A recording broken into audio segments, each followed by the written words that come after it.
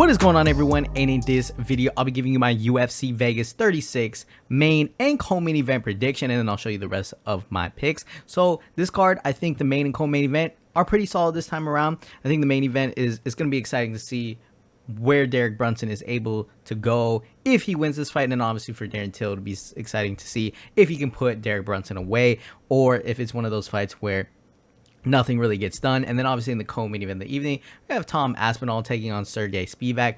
And for Tom Aspinall, I think he's an up-and-coming fighter. Obviously, we've got two UK fighters on this card in the main and co-main event. And I think it'll be exciting to see if Aspinall keep the fight standing, see what he can do, and maybe work the jiu-jitsu. And then obviously for Spivak, it's going to be interesting to see if he can obviously not get starched on the feet, and if he can turn it into like a gnarly brawl or something like that. But either way, it'll be a good co-main and main event. So that being said, let's go ahead and talk about the main event of the evening. So in the main event of the evening, we have Derek Brunson coming in here, plus 150 underdog, taking on Darren Till, minus 175. And I think the reason why Darren Till is the favorite in this fight is because, not because he only has power, I guess you could say, but I think because Derek Brunson can be a little chinny, and there are moments where Derek Brunson can definitely be hit. And against a guy like Darren Till, that's not what you want to do. Because even in his last fight against Kevin Holland, obviously there were some moments where Kevin Holland definitely, you know, if he could defend the takedown and he didn't end up in the grappling on the floor doing nothing, there were definitely moments where like he could have hurt Brunson and put him away. Even against Edmund Shabazian, which Derek Brunson ended up winning because of his pure dominance when it came to the grappling, to the wrestling, and to the ground and pound. But when he fought Edmund Shabazian in the beginning, at least, he had him, he definitely hit him with some shots. So Derek Brunson, I think, if anything, has just become more careful. He's tried to implement his game more, for example, the ground and pound, the wrestling, the grappling. And he definitely still has power, so it's not like he's a bum or anything like that. But I do think Derek Brunson is hittable.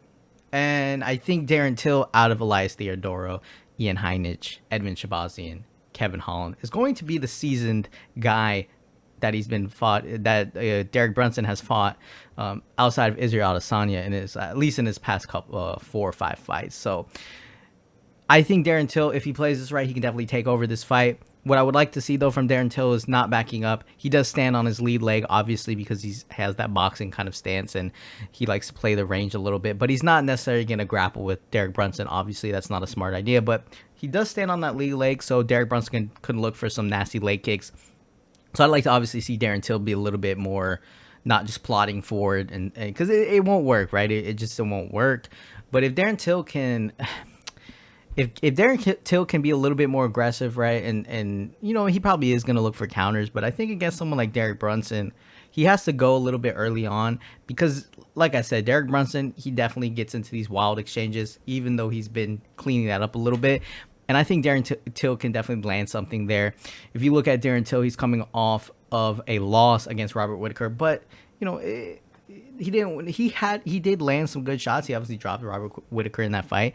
Then he beat Kelvin Gastelum by a split decision. Arguably, split decision, I guess Gastelum could have won. He got knocked out by Jorge Masvidal, but he did land some good shots. And obviously Masvidal said like he's one of the hardest hitting guys.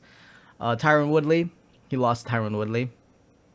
But again, he definitely could land some shots in that fight. So he's always dangerous. It's not like he's this bum, he's been getting knocked out 5 fights in a row. But I do think against Derek Brunson, Darren Till needs to knock this guy out. He can't just go out there and win like some point fighting decision. But I think there's going to be a lot of moments where he can. Now, as far as for Derek Brunson, obviously I don't think he's going to just try to strike with Darren Till. I think he's going to try to press him against the fence, grapple with him, possibly go for a submission, ground and pound him, and just try to take him out. I think that would be the best avenue for Derek Brunson, because if he keeps the fight standing too much and he does get a little wild, Darren Till lands a good left, right, like he did against Cowboy Cerrone, man. Like, I think Derek Brunson goes to sleep. So I would like to see Darren Till come out here, be the aggressor. If he does start getting leg kicked, well, man, he's got to do something, because that leg's going to get absolutely destroyed if he just keeps plodding forward, or not even plodding forward, but just plodding around the octagon, where Derek Brunson's just able to kick him and kick him and kick him and kick him. And then maybe you see Derek Brunson take over. But I think if Darren Till has improved his takedown defense, which I would hope that he did, I mean, that would be a good thing, right? It's been a year. Let's see what he has. I would hope that he improved that to where maybe he has something else in his game, and that's just obviously going to be really exciting to see. And I think that can definitely expose Derek Brunson if he's able to hit him and counter him pretty big. And like I said, there's going to be moments to counter Derek Brunson, and he's going to leave himself open. It's just whether or not Till's able to finish him. Now, with that being said, obviously Derek Brunson could win this fight if Till has horrible grappling skills and he just gets taken down and then really doesn't do anything, and then next thing you know, Brunson's just climbing all over him, hits him with a rear naked choke and ends the fight. That's very realistic, I guess. But for Darren Till, he has power, he has good counters. Whatever else he's learned in the past year, we'll have to wait and see. But I do like Darren Till in this fight. I'm gonna go with Darren Till. I think he has to do it early. I really don't see it happening like in the fourth round. I think if it's in the 4th or 5th round, it's either going to be one hell of a boring fight and go to decision, or maybe Derek Brunson is able to grapple him where Till's just getting taken down. So I think Till has to win early. So I'm going to take Darren Till to defeat Derek Brunson. I'll take him to win by round 2 KO TKO. And move on into the co-main event of the evening. We have Tom Aspinall taking on Sergey Spivak. And for Tom Aspinall, he's really good hands, but he does have a jiu-jitsu background, which I think is very important.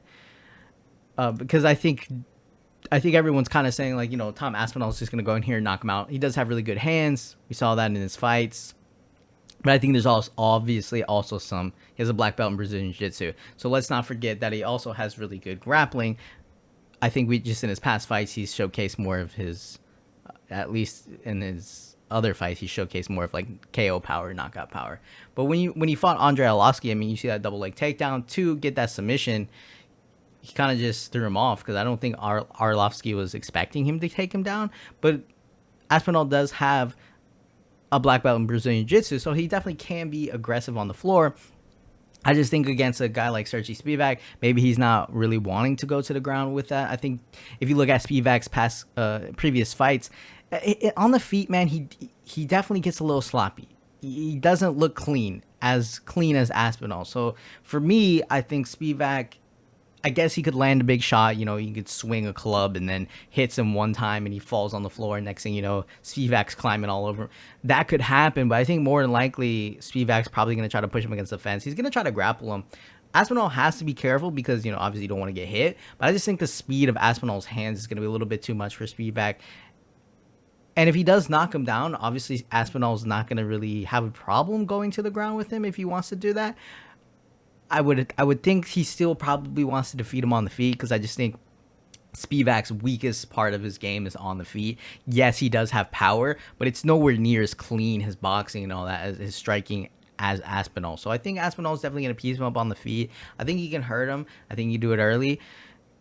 You know, I don't think this goes to to a decision. I think this definitely gets finished. I guess the only weird thing here could be is if Aspinall gets clipped or something like that. Next thing you know, he's on the floor, and then Spivak's able to kind of take him down, hop on top of him, and kind of just keep him on the floor. And then maybe Aspinall starts gassing out a little bit. But I'm really not concerned for Aspinall when it comes on to the feet. I just think Aspinall's too quick on the feet in comparison, and his striking is a little bit more cleaned up than what I've seen from Spivak. So, with that being said, Spivak can win this fight. I think if he obviously just lands a big punch, or if he's somehow able to just keep grappling with Aspinall, and then Aspinall makes a mistake, and next thing you know, he's on the floor, and you've got Spivak just trying to pull off a submission or something and keeps him on the floor.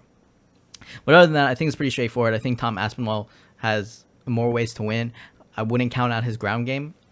I know, obviously in his previous fights, he hasn't really showcase, like, he's not pulling off submissions here and there. He's pulling off, knee and punches, elbows and punches, leg injury. He won that one fight by leg in Cage Warriors. So, I mean, he's definitely, he got DQ'd because he had a legal downward elbow, but that's not, a lot of his things have been via striking, but he does have a Brazilian black belt in jiu-jitsu. So, with that being said, I like Tom Aspinall here. I think he's got to do it early too. I don't think he can let this fight. I think if he lets this fight go 3 rounds, maybe Spivak's the one winning with grappling. So we'll have to see. But I like Tom Aspinall in this fight. I think it can happen early. So I'm going to take Tom Aspinall to defeat Sergey Spivak by round 1 KO TKO. And so that'll do it, guys, for my UFC Vegas 36 predictions. Thank you guys for watching. Pretty solid main and co-main event. I'm looking forward to it. I think this is one of the more solid cards that we've had for a fight night in a while. At least the main and co-main event, something cool. Cool to see Darren Till back, and obviously put some shine on Tom Aspinall possibly. And then you have Paddy Pimblett as well. We'll see how he does. But either way, thank you guys for watching. Thank you guys for tuning in each week. Leave your comments down below. Tell me who do you think is going to win. Pretty good card, guys. So I'll see you guys in the next video, and then I'll roll the music with the rest of my picks. See you guys in the next video.